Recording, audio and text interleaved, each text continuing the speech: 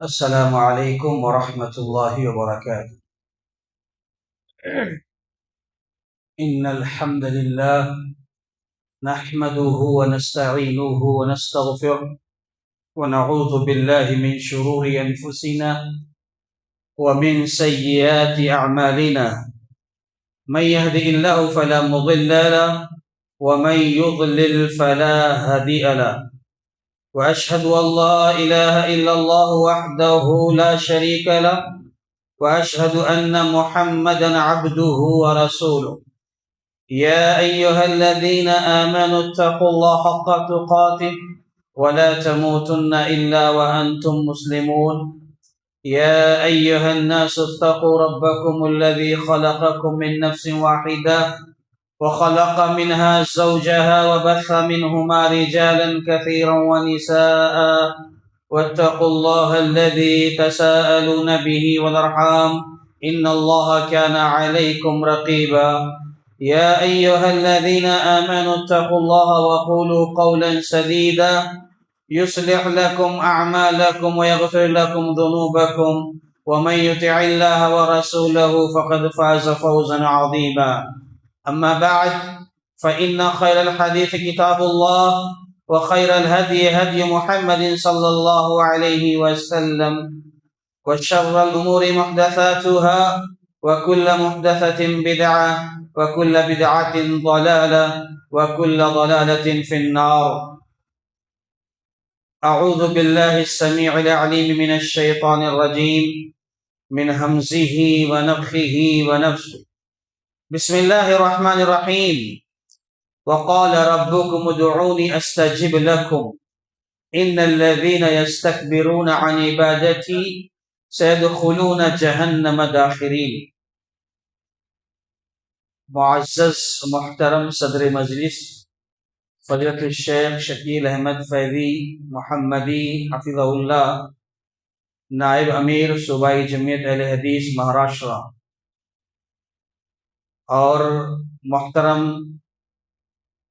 امام و خطیب مسجد حاضہ، بزرگان دین، نوجوانوں، دوستوں اور ساتھیوں، پردہ نشین ماں اور بہنوں، ساری تعریفیں، حمد و ثنا، عظمت و بڑائی، کبریائی اس اللہ رب العالمین کے لیے ہے جو ہم سب کا خالق و مالک ہے، رازق و مدبر ہے، ساری کائنات کا تنہا اکیلا نظام چلانے والا ہے، اور ہم سب کی عبادتوں کا وہی تنہا مستحق ہے۔ اس کے بعد بے شمار درود و سلام نازل ہو ہم سب کے آخری نبی محمد الرسول اللہ صلی اللہ علیہ وسلم کی ذات گرامی پر، جن کی مختلف کوششوں کے نتیجے میں ہم تک دین اسلام پہنچا۔ محترم ساتھیوں، خطبہ مسنونہ کے بعد میں نے آپ لوگوں کے روبرو سورۃ المؤمن کی ایک آیت پڑھی ہے۔ پہلے میں اس آیت کا ترجمہ مفہوم بیان کر دیتا ہوں، اس کے بعد انشاءاللہ ہم مزید آگے کچھ گفتگو کریں گے۔ اللہ رب العالمین نے اس آیت کریمہ میں مجھ سے، آپ سے، سارے مسلمانوں سے کہا ہے، ہم انسانوں سے اللہ نے کہا ہے، کیا کہا ہے؟ وَقَالَ رَبُّكُمْ، اللہ کہتا ہے تمہارے رب نے یہ کہا ہے، ہم سب سے کہا ہے، کیا کہا ہے؟ ادعونی استجب لکم، تم مجھے پکارو، مجھ سے سوال کرو، مجھ سے مانگو، استجب لکم، میں تمہیں دوں گا، عطا کروں گا، تمہارا جو بھی سوال ہوگا اسے پورا کروں گا، تم مجھ سے مانگو میں تمہیں دوں گا۔ اس کے بعد کہا جو لوگ سستی اور غفلت میں آ کر تکبر کرتے ہوئے اس عبادت سے دور ہو جاتے ہیں یا دور رہتے ہیں، سیدخلون جہنم داخرین، ان قریب و ذلیل ہو کر، رسوا ہو کر جہنم میں داخل ہو جائے۔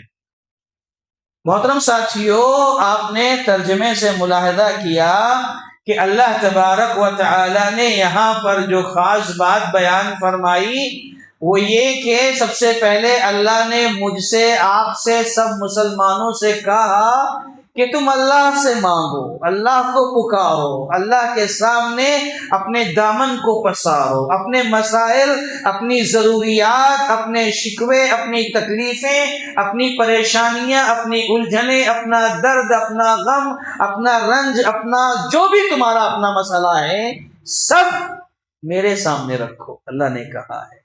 اور پھر یہ بھی وعدہ کیا کہ تم جو کہو گے، جو مانگو گے، استجب لکم، میں اسے پورا کروں گا۔ اور کہا میری یہ عبادت ہے، یہ دعا کرنا اللہ کی عبادت ہے، اور جو اس عبادت سے غفلت برتے گا اللہ تعالیٰ اسے ذلیل کر کے جہنم میں داخل کرے گا۔ پیارے نبی محمد رسول اللہ صلی اللہ علیہ وسلم ارشاد فرماتے ہیں کہ انہ من لم یسأل اللہ یغضب علیہ، کہ جو شخص اللہ سے سوال نہیں کرتا، اللہ سے مانگتا نہیں، اللہ کی یہ عبادت دعا کو انجام دیتا نہیں، اللہ اس پر ناراض ہوتا ہے، اللہ اس پر غصہ ہوتا ہے۔ تو میرے ساتھیوں، اللہ تعالیٰ کو پکارا کرو، اللہ سے مانگا کرو، اللہ کے سامنے ہاتھوں کو پھیلایا کرو۔ ہمارا ایک بہت بڑا مسئلہ کیا ہے جانتے ہیں؟ ہم میں سے بہت سارے لوگ ایسے ہیں، اکثر تو ایسے جو دعا کرتے نہیں۔ کچھ لوگ اگر دعا کرتے بھی ہیں تو ایسا لگتا ہے مہینہ، 2 مہینہ، 4 مہینہ، سال بھر کے بعد وہ جو اللہ سے مانگ رہے ہوتے ہیں، اگر ان کو وہ چیز نہ ملے تو وہ دعا کرنا چھوڑ دیتے۔ میرے بھائی، دعا کرنا مت چھوڑیں، آپ دعا کرتے رہیں۔ آپ اللہ تبارک و تعالی جب دعا قبول کرنے پہ آتا ہے نا، ابھی میں ذکر کروں گا کیسے کیسوں کی قبول کرتا ہے۔ میرے ساتھیوں، ابراہیم علیہ السلام کا ایک جملہ ہے۔ ابراہیم علیہ السلام کہا کرتے تھے ان ربی لسمیع الدعاء، میرا رب دعاؤں کو سننے والا ہے، میرا رب دعاؤں کو قبول کرنے والا ہے، میرا رب دعاؤں کے نتیجے میں عطا کرنے والا ہے۔ یہ ابراہیم علیہ السلام کہا کرتے تھے ان ربی لسمیع الدعاء، میرے بھائی رب ہمارا قبول کرتا ہے۔ قبول کرنے پہ جب آتا ہے نا تو آپ کو پتہ بھی نہیں ہے، اندازہ بھی نہیں ہے کہ کیسے کیسوں کی قبول کرتا ہے۔ ارے اہل توحید تو اہل توحید، اہل ایمان تو اہل ایمان، مسلمان تو مسلمان، جو مشرک ہیں، جو کافر ہیں، اللہ ان کی بھی سنتا ہے، ان کی بھی قبول کرتا ہے۔ یہ میں کوئی اپنی طرف سے بات نہیں کر رہا ہوں، قرآن مجید تقریباً 10 جگہ یہ مضمون بیان کرتا ہے کہ اگر مشرک اور کافر بھی تھوڑے لمحے میں تھوڑے وقت میں، مختصر وقت کے لیے صحیح، اگر وہ اخلاص کے ساتھ رب کو پکار لیتے ہیں نا تو اللہ تعالیٰ ان مشرکوں اور کافروں کی بھی سن لیتا ہے، اور وہ جو چاہتے ہیں وہ پورا کر دیتا ہے۔ پتہ ہے مشرکین مکہ جب کبھی سمندر کا سفر کرتے تھے، سمندر کا سفر کرتے، سفینے میں سوار ہوتے، اور جب بھی سمندر میں پہنچتے تھے اور سمندر میں جب کبھی طوفان آ جاتا، ہوائیں چلنے لگتی اور ان کی کشتی سفینہ ڈگمگانے لگتا، موجیں بڑی سے بڑی آتی، ایک موج آتی بڑی ہوتی، دوسری اس سے بڑی ہوتی، ایک لہر آتی، دوسرے اس سے بڑی لہر، یعنی موجیں موج پر موج آ رہی ہے، اور ایسا لگ رہا ہوتا کہ یہ موج اب ڈبائے گی کہ تب ڈبائے گی، اب کشتی ڈوبے گی کہ تب ڈوبے گی، اب ہلاک ہوں گے کہ تب ہلاک ہوں گے۔ یہ منظر ہوتا تھا سمندر میں، کشتی ہچکولے کھانے لگتی، اور ایسی حالت میں مشرکین مکہ کو احساس ہو جاتا، ان کافروں کو، کہ آج ہماری نیا پار صرف وہی کر سکتا ہے، یہ معبودان باطلہ، یہ لات، یہ عزا، یہ منات، یہ ہبل، ان کی کوئی حیثیت نہیں، کوئی طاقت نہیں، آج یہ بھی کسی کام نہیں آنے والے۔ لہٰذا وہ مشرکین مکہ اسی سمندر میں، کشتی میں، پورے اخلاص کے ساتھ رب کو پکارتے تھے، رب سے فریاد کرتے تھے۔ اور ایک بڑی پتے کی بات یہ ہے، رب کو یہ بھی پتا ہے کہ اگر ہم ان کی کشتی ساحل سے لگا دیں گے تو ساحل پہ جانے کے بعد یہ پھر شرک کرنے لگ جائیں گے، یہ بھی معلوم ہے اللہ کو، لیکن اللہ تبارک و تعالی کے سامنے بندہ کوئی بھی ہو جب اخلاص سے پکارتا ہے، تھوڑی دیر کے لیے صحیح، اگر خالص توحید اس کے اندر آ جاتی ہے تو اللہ تعالیٰ اس کافر اور مشرک کی بھی سن لیتا ہے۔ وَإِذَا رَكِبُوا فِي الْفُلْكِ دَعُوا اللَّهَ مُخْلِصِينَ لَهُ الدِّينَ فَلَمَّا نَجَّاهُمْ إِلَى الْبَرِّ إِذَا هُمْ يُشْرِكُونَ۔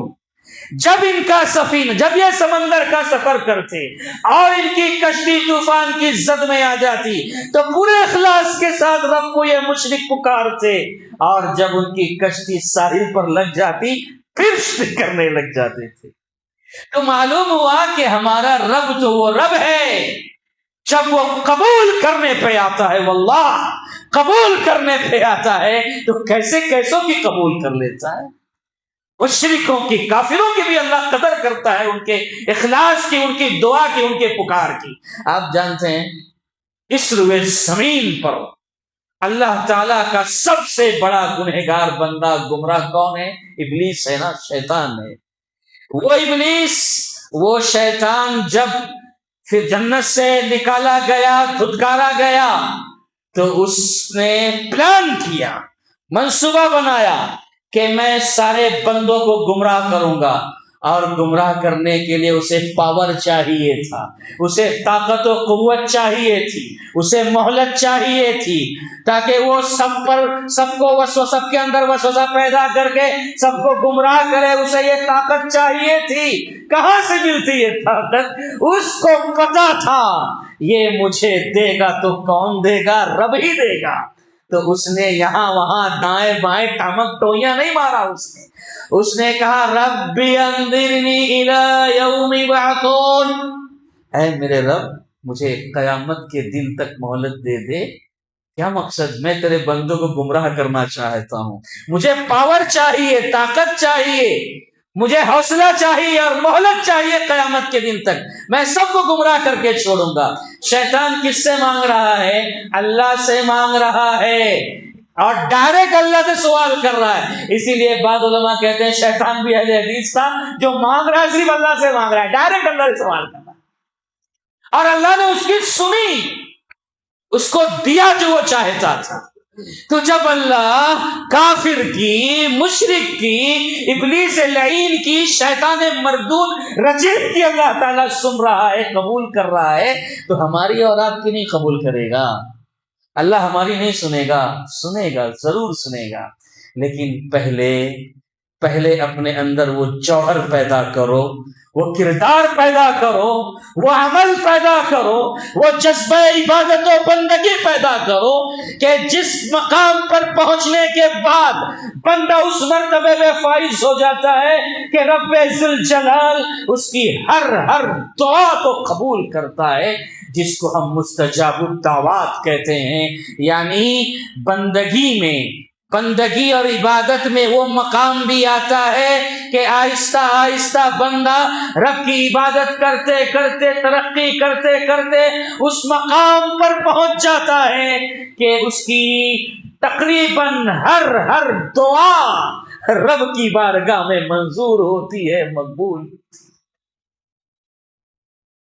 اسی کو مستجاب الدعوات کہا جاتا ہے۔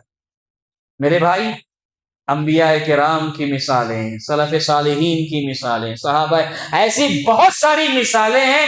اگر میں صرف مثالیں دینے لگوں مستجاب الدعوات احباب و افراد کی، ہمارا وقت نہ کافی ہوگا، لیکن میں صرف ایک یا دو مثالوں پر اکتفا کروں گا اور آپ کو یہ سمجھانے کی کوشش کروں گا کہ جو اللہ والے ہو جاتے ہیں، جو پورے یقین اور اخلاص کے ساتھ اللہ کو پکارتے ہیں اور صرف اللہ سے لو لگاتے ہیں، اللہ سے اپنا رشتہ تعلق مضبوط کرتے ہیں، اور جب اللہ کو پکارتے ہیں تو اللہ تعالیٰ کیسے ان کی قبول کرتا ہے اور کیسے وہ مستجاب الدعوات بنتے ہیں۔ صحابہ میں ایک بڑی تعداد ہے، میں ایک صحابی کا تذکرہ کرنے جا رہا ہوں جن کا نام ہے انس بن نضر۔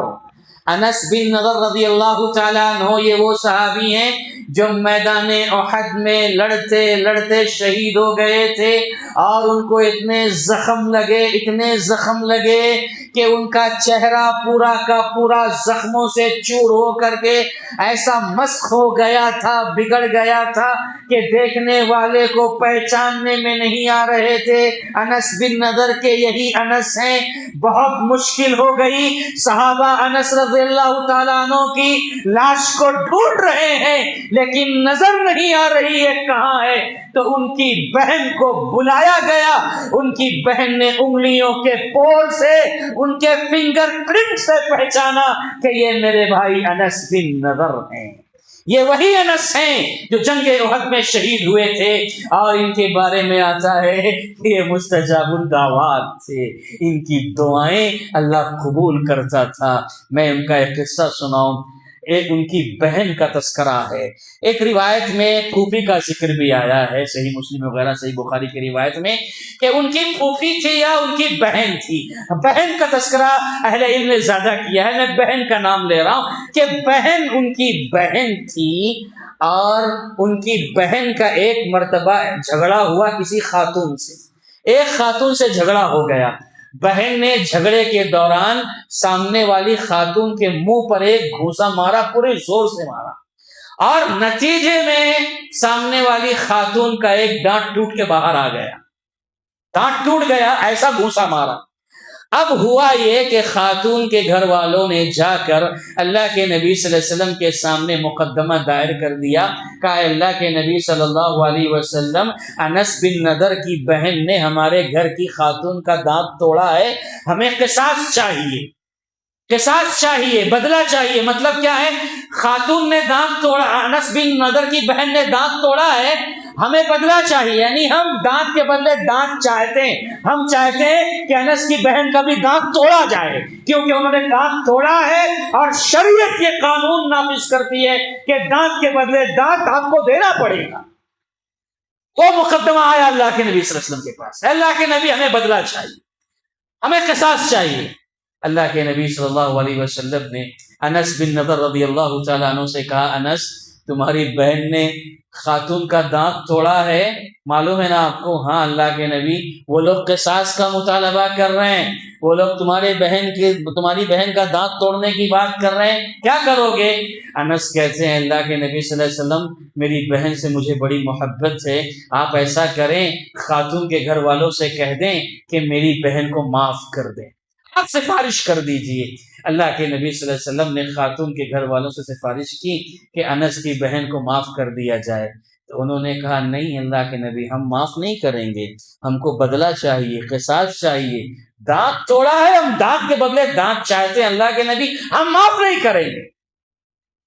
اللہ کے نبی صلی اللہ علیہ وسلم نے انس بن نضر سے کہا، انس خاتون کے گھر والے معاف کرنے کے لیے تیار نہیں۔ انس کہتے ہیں اللہ کے نبی صلی اللہ علیہ وسلم اگر وہ معاف نہیں کر رہے ہیں تو ایسا کریں، ان سے گزارش کریں کہ میں ان کو دیت دے دیتا ہوں۔ اور دیت کا مطلب کیا جانتے ہیں؟ آپ نے جو جرم کیا ہے نا، وہ سزا، پوری سزا جو ہے معاف کرنے، آدھی سزا معاف ہونے کے بعد آپ کچھ دے کر کے چھوٹ جاتے ہیں، اسے دیت کہا جاتا ہے۔ شریعت نے ایک نظام رکھا ہے، اور ایک دانت توڑنے کی، ایک دانت اگر آپ کسی کا توڑ دیتے ہو تو ایک دانت توڑنے کی دیت 5 اونٹ ہے۔ آپ تھوڑی دیر کے لیے یہاں سوچو کہ جو دین اسلام کسی کے ایک دانت کو توڑنے کے جرم میں اس کی دیت، وہ بھی پوری سزا نہیں، آدھی سزا معاف ہونے کے بعد آپ کچھ دے کر بچ جائیں، اس کی دیت 5 اونٹ متعین کرتا ہو، وہ دین کیسے دہشت گردی کی تعلیم دے سکتا ہے؟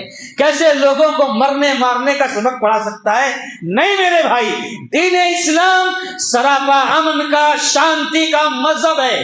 یہ ہمارا نعرہ ہے، یہ ہمارا دعویٰ ہے، یہ ہمارا اعلان ہے کہ دین اسلام یہ امن کا علم بردار ہے۔ بہر کیف۔ انس رضی اللہ تعالیٰ عنہ نے کہا اللہ کے نبی میں دیت دے دیتا ہوں، 5 اونٹ میں دے دیتا ہوں، آپ ان سے گزارش کر لیں۔ اللہ کے نبی صلی اللہ علیہ وسلم نے خاتون کے گھر والوں سے کہا کہ ایک کام کرو، تم دیت لے لو، 5 اونٹ لے لو، انس بن نضر رضی اللہ تعالیٰ عنہ کی بہن کو چھوڑ دو۔ انہوں نے کہا کہ نہیں اللہ کے نبی صلی اللہ علیہ وسلم، ہم نہ معاف کریں گے نہ دیت لیں گے، ہم کو قصاص چاہیے، بس دانت کے بدلے دانت چاہیے۔ اب یہ یہاں بسد خاتون کے گھر والے مان نہیں رہے، وہ دانت توڑنے پر بسد ہیں۔ اب انس رضی اللہ تعالیٰ عنہ چاہتے ہیں کہ بہن کا دانت نہ توڑا جائے۔ اب اللہ کے نبی صلی اللہ علیہ وسلم نے آخر میں کہا انس دیکھو یہ لوگ معاف نہیں کر رہے ہیں نہ دیت لے رہے ہیں، تو اب کیا کریں گے؟ تو اللہ کے نبی کیا کرنا ہوگا؟ اے انس تمہاری بہن کا دانت توڑنا ہوگا، دانت کے بدلے دانت لینا ہوگا۔ یہی قرآن کا، یہی اللہ کی کتاب میں قانون ہے کہ آنکھ کے بدلے آنکھ، کان کے بدلے کان، ناک کے بدلے ناک، دانت کے بدلے دانت توڑا جائے گا۔ تو انس کہتے ہیں اللہ کے نبی کیا میری بہن کا دانت توڑا جائے گا؟ اللہ کے نبی صلی اللہ علیہ وسلم نے کہا ہاں انس یہی ہے قانون شریعت۔ اس کے بعد دیکھیے انس بن نضر رضی اللہ تعالی عنہ نے قسم کھائی، اور قسم کھا کر ایک جملہ کہا والذی بعثک بالحق لن تکسر ثنیتها۔ اے اللہ کے نبی صلی اللہ علیہ وسلم قسم ہے اس رب ذوالجلال کی جس نے آپ کو پیغام حق دے کر بھیجا ہے، میری بہن کا دانت ہرگز ہرگز نہیں توڑا جائے گا۔ ایسا ہو نہیں سکتا ہے کہ میری بہن کا دانت توڑا جائے۔ کیا وہ نبی کی مخالفت کر رہے تھے؟ نہیں، بہن کی محبت میں جذبات میں آ گئے، جذبات میں آ کر آؤٹ آف کنٹرول ہو گئے، اور پورے جذبات میں آ کر انہوں نے اللہ کی قسم کھا لی اور کہہ دیا میری بہن کا دانت ہرگز ہرگز نہیں توڑا جائے گا۔ اب جب انہوں نے قسم کھا لی جانتے ہیں کیا ہوا؟ پورا منظر بدل گیا۔ اللہ کے نبی صلی اللہ علیہ وسلم کہتے ہیں وہ خاتون کے گھر والے جو نہ دیت لینے کے لیے تیار تھے نہ معاف کرنے کے لیے تیار تھے، یہاں انس نے کیا قسم کھا لی، خاتون کے گھر والے آئے اور کہنے لگے اے اللہ کے نبی صلی اللہ علیہ وسلم جانے دیجئے ہم نے انس کی بہن کو معاف کر دیا۔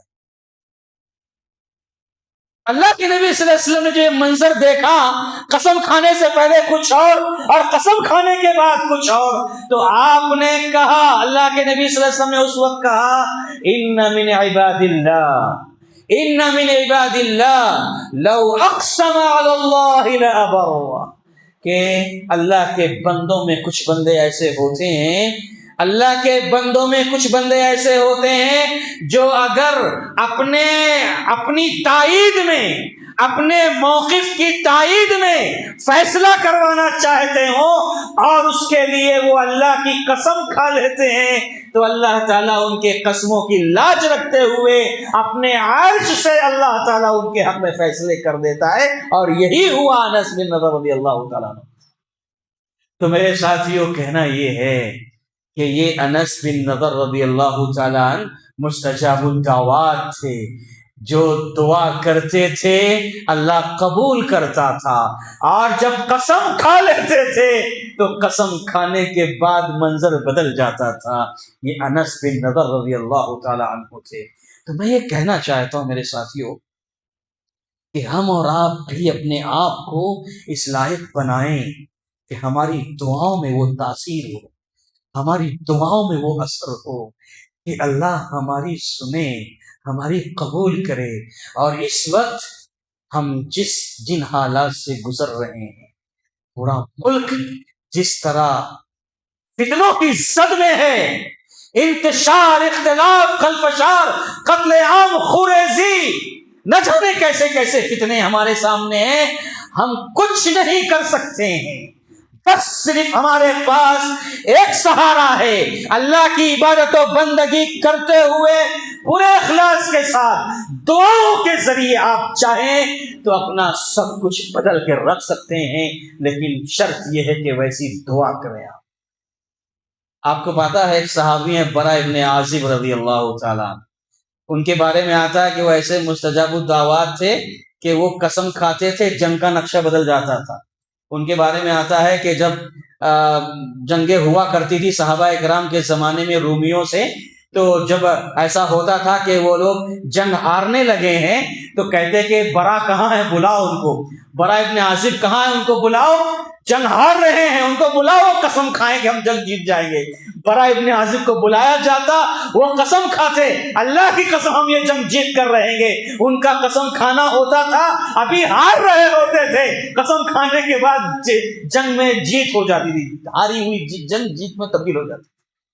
یہ برا ابن عازب، ایسے ایسے صحابہ کرام تھے جو مستجاب الدعوات تھے، قسمیں کھا کھا کر کے وہ اپنے فیصلے کرایا کرتے تھے اللہ رب العالمین سے۔ تو میرے ساتھیوں، اللہ تبارک و تعالی ضرور سنے گا، اللہ قبول کرے گا، پہلے ہم اپنے آپ کو اس لائق بنائیں۔ محمد بن منکدر رحمہ اللہ عابد و اہل المدینہ کے نام سے معروف ہیں، یہ کہ مدینے کے بہت بڑے عبادت گزار تھے اور محدث ہیں، یہ حدیث کے راوی ہیں، اشعار انسان تھے، یہ تہجد گزار لوگ تھے۔ یہ محمد بن منکدر رحمہ اللہ کے بارے میں آتا ہے، وہ بیان کرتے ہیں، امام ذہبی رحمۃ اللہ علیہ نے اپنی ایک کتاب سیر اعلام النبلاء میں ان کے واقعے کو ذکر کیا ہے کہ ایک مرتبہ یہ مسجد نبوی کے اندر رات میں تہجد کے وقت یعنی فجر کی نماز سے کچھ پہلے بیٹھے ہوئے تھے، ذکر و اذکار کر رہے تھے، مسجد نبوی کے ستون سے ٹیک لگائے ہوئے بیٹھے ہوئے تھے۔ اتنے میں ان کو آواز آ رہی ہے کہ کوئی رو رہا ہے، کوئی رو رہا ہے، بے چین ہے، پریشان ہے اور رو رہا ہے اور کچھ کہہ رہا ہے۔ تو محمد بن منکدر رحمۃ اللہ علیہ کہتے ہیں کہ میں ذرا ان کے قریب ہوا کہ کچھ کہہ رہا ہے بندہ، ذرا دیکھو تو صحیح کیا کہہ رہا ہے۔ جب ان کے قریب ہوئے تو دیکھا کہ وہ رو رہا ہے اور روتے روتے اللہ سے دعا کر رہا ہے کہ اللہ ایک عرصے سے بارش نہیں ہوئی ہے اور بارش نہ ہونے کی وجہ سے انسان تو انسان جانور بھی پریشان ہیں، اے اللہ تو اپنی باران رحمت بھیج دے۔ محمد بن منکدر رحمہ اللہ فرماتے ہیں کہ ابھی وہ اپنی دعا جاری ہی رکھا تھا، ابھی رو رہا تھا، دعائیں کر رہا تھا، اتنے میں نے سنا دیکھا کہ بادل گرجنے لگے اور دیکھتے ہی دیکھتے بارش شروع ہو گئی۔ یہ مستجاب الدعوات۔ تو میرے بھائیو، ایسے بہت سارے قصے ہیں، بہت سارے واقعات ہیں ہمارے سلف صالحین کے، اور یاد رکھو ہمارے قصے بزرگوں کے قصے نہیں ہیں، یہاں وہاں کے قصے نہیں ہیں، یہ حقیقت میں سچے، صحیح اور سلف صالحین کی زندگی سے جڑے ہوئے واقعات ہیں، جو اللہ تعالیٰ کے سچے بندے تھے، مخلص تھے، اللہ سے ان کا تعلق بڑا مضبوط تھا، گہرا تھا، ایسے لوگ تھے یہ لوگ۔ اب آئیے میں مختصر سے وقت میں ایک دو باتیں آپ کو یہ بتا دوں کہ ہم اور آپ بھی مستجاب الدعوات کیسے بن سکتے ہیں، یعنی ہم اگر کوشش کریں تو کیسے اللہ تعالیٰ ہماری دعائیں قبول کرے گا، ہم کیا کریں کہ اللہ تعالیٰ ہماری سنے گا، قبول کرے گا۔ تو میرے بھائیوں، ایسی کئی چیزیں ہیں۔ سب سے پہلی چیز اگر ہم چاہتے ہیں کہ ہماری دعائیں اللہ کی بارگاہ میں قبول ہو، اللہ تعالیٰ اسے شرف قبولیت عطا کرے، تو سب سے پہلی چیز یہ ہے کہ ہماری روزی، ہمارا رزق حلال کا ہونا چاہیے۔ اکل حلال کا اہتمام کرو، رزق حلال کی پابندی کرو۔ یاد رکھو، یہ احساس اور شعور رہے کہ میرے پیٹ میں جو ایک لقمہ جا رہا ہے وہ حلال کا ہے کہ حرام کا، وہ ایک ایک لقمے کو دیکھو کہ حلال کا ہے کہ نہیں۔ ایک گھونٹ پانی بھی پی رہے ہو تو یہ بھی خیال رکھو یہ حلال کا ہے کہ نہیں۔ اکل حلال کا اہتمام کرو، اگر پاکیزہ روزی اختیار کرو گے تو مستجاب الدعوات بن جاؤ گے، اللہ تمہاری دعائیں قبول کرے گا۔ ایک موقع پر اللہ کے نبی صلی اللہ علیہ وسلم سعد بن ابی وقاص رضی اللہ تعالیٰ عنہ سے کہتے ہیں، اے سعد اطب مطعمک یستجاب لک، اے سعد ابن ابی وقاص تم اپنی روزی کو پاکیزہ کر لو، اپنی روزی کو حلال کر لو، مستجاب الدعوات بن جاؤ گے، اللہ تمہاری دعائیں قبول کرے گا۔ اس حدیث میں تھوڑا سا کلام ہے لیکن معنی کے اعتبار سے کوئی مسئلہ نہیں، کیونکہ بڑی معروف حدیث ہمارے سامنے ہے۔ ایک شخص بڑا طویل سفر کر کے آیا، پراگندہ بال، پریشان حال اور تھکا ماندہ سفر میں ہے، اللہ کے سامنے اپنے ہاتھوں کو پھیلاتا ہے، اللہ سے کہتا ہے ربی ربی، اے میرے رب، اے میرے رب، اللہ سے فریاد کرتا ہے۔ لیکن کیا؟ اس کا کھانا حرام، اس کا پینا حرام، اس کا لباس حرام، اس نے جو غذا استعمال کی وہ حرام۔ فَأَنَّ يُسْتَجَابُ لَهُ، اس کی دعا کہاں سے قبول ہوگی؟ کیونکہ اس نے رزق حرام کا اہتمام کیا ہے، اس کی دعا قبول نہیں ہو سکتی۔ تو اللہ کے نبی صلی اللہ علیہ وسلم نے فرمایا کہ رزق حلال کا اہتمام کرو، مستجاب الدعوات بن جاؤ گے۔ اور سعد بن ابی وقاص رضی اللہ تعالیٰ عنہ کے حوالے سے ایک اور بات بھی حدیث میں آتی ہے کہ غالباً جنگ احد کے موقع پر سعد بن ابی وقاص رضی اللہ تعالیٰ عنہ نے جب جنگ ہو رہی تھی تو اپنے کمان میں تیر لگایا اور تیر ڈال کر اللہ تعالیٰ سے دعا کرتے ہیں، اللہ تعالیٰ سے دعا کرتے ہیں، اے اللہ ان دشمنوں کو ہلا کر رکھ دے، ان دشمنوں کے قدم کو اللہ تعالیٰ لڑکھڑا دے، یہ متزلزل ہو جائیں، یہ ہل جائیں، یہ تباہ ہو جائیں۔ ایسی دعا کر رہے ہیں تیر چلانے سے پہلے، اور بغل میں اللہ کے نبی محمد رسول اللہ صلی اللہ علیہ وسلم سن رہے ہیں کہ سعد بن ابی وقاص تیر چلانے والے اور اللہ سے دعا کر رہے ہیں، اور اللہ کے نبی صلی اللہ علیہ وسلم سن رہے ہیں۔ جب دعا سعد بن ابی وقاص نے کر لی تو پھر اس کے بعد اللہ کے نبی صلی اللہ علیہ وسلم نے دعا کی، اللہم استجب لسعد اذا دعاک، اے اللہ جب یہ تیرا بندہ سعد دعا کرے تو اس کی دعا کو قبول کر لینا۔ اللہ کے نبی صلی اللہ علیہ وسلم کی دعا بھی تھی سعد بن ابی وقاص کے حوالے سے، یہ مستجاب الدعوات بن گئے۔ تو میرے بھائیوں، پہلا کام یہ ہے کہ ہم رزق حلال کا اہتمام کریں۔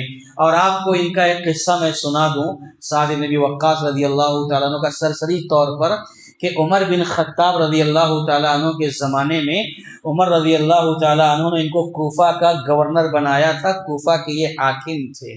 اب چند دنوں کے بعد کوفہ والوں کی طرف سے شکایت آئی عمر رضی اللہ تعالیٰ عنہ کے پاس دارالخلافہ میں کہ یہ سعد بن ابی وقاص کی ہمارے پاس شکایتیں کیا ہے، یہ ہمارے درمیان انصاف نہیں کرتے ہیں، نماز پڑھاتے نہیں برابر، اور پھر یہ جنگ کی بات تو کرتے ہیں لیکن ہمارے ساتھ اس میں شریک نہیں ہوتے ہیں۔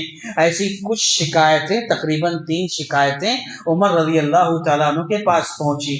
جیسے یہ شکایت پہنچی، عمر رضی اللہ تعالیٰ عنہ نے ان کو معزول کر دیا، خلافت سے جو عہدے پر تھے، وہ امارت کے عہدے پر تھے سعد بن ابی وقاص، ان کو وہاں سے ہٹا دیا اس جگہ سے۔ پھر اس کے بعد صرف ہٹایا نہیں بلکہ ایک ٹیم تیار کی، ایک ٹیم کھڑی کی اور اس ٹیم سے کہا کہ تم کوفہ جاؤ، اور کوفہ جانے کے بعد ہر مسجد میں جا کر کے اعلان کرو کہ سعد بن ابی وقاص تمہارے درمیان کیسے ہیں، ان کا کردار کیسا ہے۔ لہٰذا وہ ٹیم کوفہ پہنچی، اور کوفہ پہنچنے کے بعد ہر مسجد میں جا کر کے مجمع میں سوال کر رہی ہے کہ سعد بن ابی وقاص تمہارے درمیان کیسے ہیں۔ سب طرف سے خبر آ رہی ہے، بہت اچھے ہیں، بہت اچھے حاکم ہیں، بہت اچھے گورنر ہیں، سب نے اچھی بات کی، کسی نے کوئی شکوہ نہیں کیا۔ لیکن ایک اور مسجد میں پہنچے، وہاں جا کر کے جب پوچھا گیا تو لوگوں میں سے ایک شخص کھڑا ہوا اور اس نے وہی شکایت درج کی جو دارالخلافہ شکایت پہنچی ہوئی تھی کہ یہ ایسا ایسا کرتے ہیں۔ پھر کیا ہوا جانتے ہیں؟ سعد بن ابی وقاص رضی اللہ تعالیٰ عنہ کو جب پتہ چلا، بہت چوٹ پہنچی، بہت تکلیف ہوئی۔ کسی پر اگر کوئی الزام لگتا ہے، کوئی تہمت اور بہتان لگاتا ہے تو تکلیف بہت پہنچتی ہے۔ سعد بن ابی وقاص رضی اللہ تعالیٰ عنہ کو تکلیف پہنچ گئی، دل دکھا آپ کا، اور آپ فوراً اللہ کی بارگاہ میں اپنے ہاتھ کو اٹھا لیتے ہیں اور کہتے ہیں، اے اللہ، یہ شخص جس نے مجھ پر تہمت لگائی ہے، مجھ پر الزام لگایا ہے، اے اللہ تو جانتا ہے یہ جھوٹا ہے، ان کان کاذبا، اے اللہ اگر یہ جھوٹا ہے تو کیا کہا؟ اللہم اعطل عمر واعطل فقر وعرضه للفتن، اے اللہ اس کی عمر کو لمبی کر دے۔ ایک بد دعا کی، کیا اللہ اس کی عمر کو لمبی کر دے۔ ایسا لگتا ہے بظاہر کی تو اچھی دعا ہے نا عمر کی لمبی ہونا، لیکن نہیں، اس کے بعد کی دعا دیکھیے، کہا وَأَتِلْ فَقْرَ، اللہ لمبی عمر کے ساتھ ساتھ اس کا فقر و فاقہ بھی لمبا کر دے، یہ دانے دانے کو محتاج ہو جائے، اسے کھانے کو نصیب نہ ہو، اسے دانے دانے کا محتاج کر دے اللہ۔ وَأَتِلْ فَقْرَ، اور تیسری بد دعا کی وَعَرِّضْهُ لِلْفِتَنِ، اے اللہ اسے فتنوں میں مبتلا کر۔ تین بد دعا کی، اور اللہ تبارک و تعالی جانتے ہیں آپ، سعد بن ابی وقاص مستجاب الدعوات تھے، اللہ تعالیٰ نے ان کی دعا کو قبول فرمائی، اور وہ شخص جس نے الزام لگایا تھا وہ بد دعا قبول ہوتی ہے، اس نے بڑی لمبی عمر پائی، بہت لمبی عمر پائی، اور اتنی لمبی عمر پائی کہ اسے گال پورے پچک گئے تھے، لٹکنے لگے تھے، اتنی لمبی عمر اس نے پائی تھی، اور فقر و فاقہ اتنا ہو گیا تھا کہ کھانے کو ایسا محتاج ہوا کہ اسے کھانا نہیں ملتا تھا، تو جہاں گندگی لوگ پھینکتے تھے کوڑے کرکٹ، وہاں جا کر کے دانے تلاش کر کے کھانے کی کوششیں کرتا تھا۔ یہ دو بد دعا قبول ہوئی، اور تیسری فتنوں میں مبتلا کر دینا۔ اللہ تعالیٰ ایسے فتنے میں مبتلا ہوا، بوڑھا ہو چکا ہے، کمزور ہو چکا ہے، گال پچک گئے، لٹک گئے، پوری باڈی کمزور ہو گئی ہے، لیکن نوجوان لڑکیوں کو دیکھتا گزرتے ہوئے تو انہیں چھیڑا کرتا تھا، اور آواز لڑکے اسے پیچھے سے پتھروں سے مارا کرتے تھے۔ اس طرح وہ فتنوں کی زد میں آ گیا، اور وہ راستہ چلتے چلتے کہا کرتا تھا اصابتنی دعوت سعد، اصابتنی دعوت سعد، کہ مجھے سعد بن ابی وقاص کی بد دعا لگ چکی ہے۔ تو میرے ساتھیوں، یہ سعد بن ابی وقاص رضی اللہ تعالیٰ عنہ تھے جو مستجاب الدعوات تھے۔ وجہ کیا تھی؟ جہاں بہت ساری چیزیں تھیں، وہیں پر سب سے پہلی چیز یہ تھی کہ وہ رزق حلال کا اہتمام کرتے تھے، حلال روزی کا اہتمام کرتے تھے۔ تو اس کا اہتمام کرو۔ میرے خیال میں وقت زیادہ ہو چکا ہے، میں مزید 2-3 نقطے بات کرنا چاہ رہا تھا، لیکن میں اپنی بات کو یہیں روکنا چاہتا ہوں۔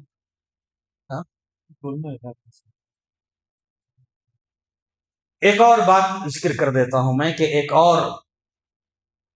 ایک تو رزق حلال کا اہتمام ضروری ہے، دوسری بات یاد رکھیے کہ اگر ہم چاہتے ہیں کہ اللہ ہماری سنے، ہماری قبول کرے ہماری دعاؤں کو، تو یاد رکھو جب کبھی خوشی کا موقع آئے، خوشی کی گھڑی آئے، خوشی کے لمحے آئے آپ کی زندگی میں، تو اس موقع پر اللہ کو یاد کرنا، اللہ کو فراموش نہ کرنا، اللہ کو پکارنا، اللہ کو یاد کرنا، خوشی کی محفل میں، خوشی کے موقع پر اللہ کو بھول نہ جانا۔ جب خوشی میں اللہ کو یاد رکھو گے، جب کبھی زندگی میں پریشانی آئے گی، رنج ہوگا، غم ہوگا، تکلیف ہوگی، اور تم دعائیں کرو گے، اللہ تمہاری دعائیں قبول کرے گا۔ اللہ کے نبی صلی اللہ علیہ وسلم عبداللہ ابن عباس رضی اللہ تعالیٰ عنہ کو نصیحت کرتے ہوئے کہتے ہیں تعرف الی اللہ فی الرخاء یعرفک فی الشدہ، کہ اے عبداللہ خوشی کے لمحات میں تم اللہ کو یاد رکھا کرو، مشکل اوقات میں اللہ تمہیں یاد رکھے گا۔ خوشی میں تم اللہ کو یاد رکھو، مشکل گھڑی میں اللہ تمہیں یاد رکھے گا۔ میرے بھائیو، اسی لیے اللہ کے نبی صلی اللہ علیہ وسلم نے فرمایا من سرہ ان یستجیب اللہ لہ عند الشدائد فلیکثر الدعاء فی الرخاء، کہ جو شخص یہ چاہتا ہے کہ اللہ تعالیٰ مشکل میں، مصیبت میں، تکلیف میں اس کی سنے، اس کی مدد کرے، تو اس کو چاہیے کہ وہ خوشحالی کے موقع پر اللہ کو یاد کرے، اللہ سے فریاد کرے، اللہ سے دعائیں کرے۔ خوشی کی محفل کو فراموش نہ کرو اللہ کے ذکر سے۔ آج ہمارا مسئلہ یہی ہے، شادی بیاہ کا موقع آتا ہے، ساری حد بندیاں ختم، جہیز کی رسم، ویڈیوگرافی، یہ ناچ گانے، وہ دھماکے، یہ وہ سارے کام ہم خوشی کے موقع پر کرتے ہیں جس کی شریعت نے اجازت نہیں دی۔ تو ظاہر ہے جب خوشی میں تم اللہ کو بھولو گے، اللہ کے حدود کے خلاف جاؤ گے، تو یہی ہوگا، ہم مشکل وقت میں اللہ کو پکاریں گے، اللہ ہماری پکار نہیں سنے گا۔